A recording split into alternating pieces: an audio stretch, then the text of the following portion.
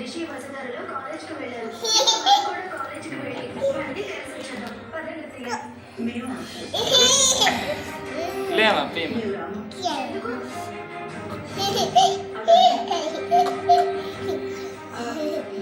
ప్రశ్నకు సమాధానం లేదా?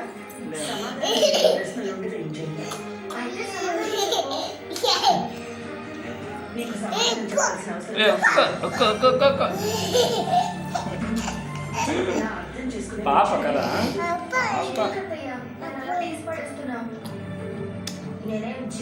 మెల్లి తాపి నువ్వు ఒకేసారి ఈయన కొడుకు తాగాడు తాగిన తాగి ఈయన కొడుకు తాగుతాడు.